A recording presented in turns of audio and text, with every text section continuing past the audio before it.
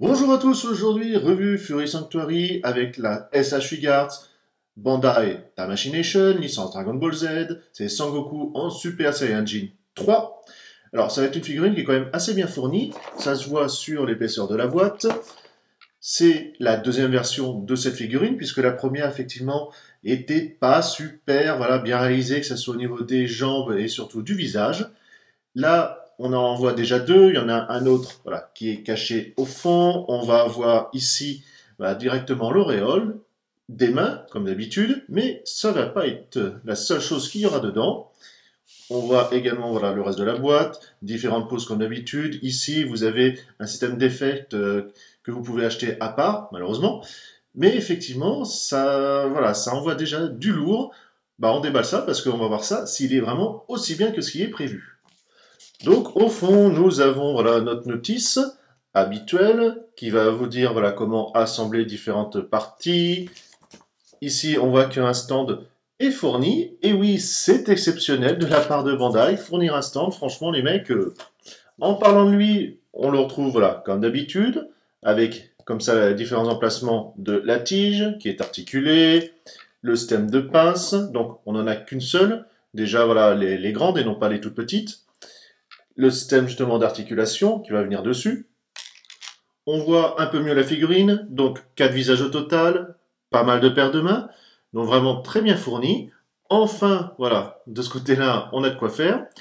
On note tout de suite que vous avez une petite base au niveau des racines des cheveux qui est un peu plus foncée qu'en orange, et après, justement, on part dans le jaune un petit peu doré.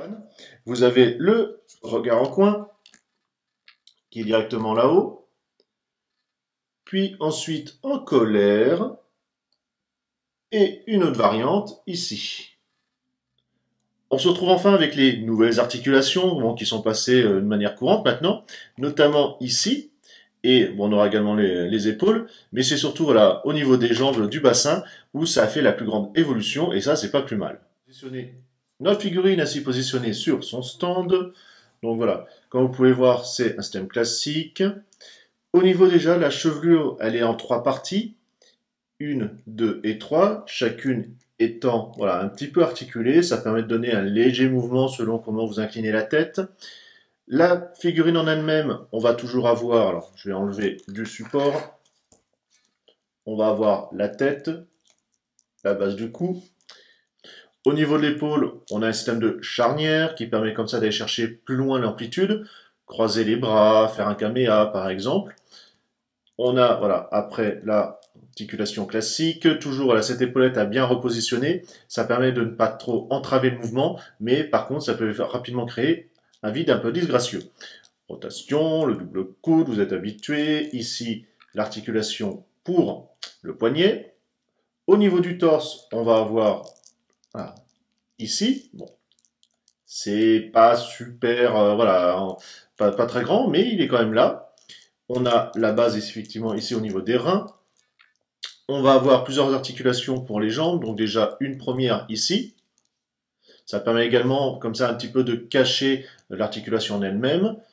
Une autre que vous voyez ici, pour aller chercher un mouvement plus classique directement.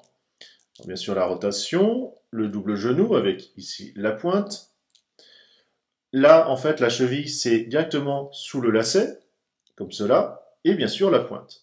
Son seul petit souci, forcément, c'est qu'avec une telle chevelure, de toute façon, ça sent une fois en main, ça fait un gros bras de levier, pas mal de poids à l'arrière.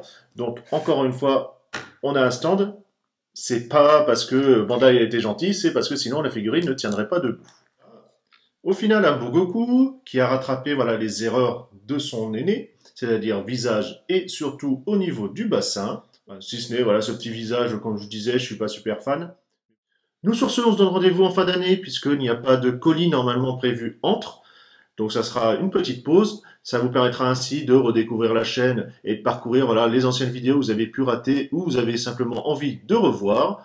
Transformers, enfin robots on va dire en général, figurines d'action, que ce soit du Lego ou quoi que ce soit encore d'autres. N'oubliez pas qu'il y a quand même des podcasts, des interviews, il y a pas mal de choses à regarder sur la chaîne. N'hésitez pas également à laisser un commentaire, ça fait toujours plaisir. Partagez, et nous sur ce, on se dit bye bye.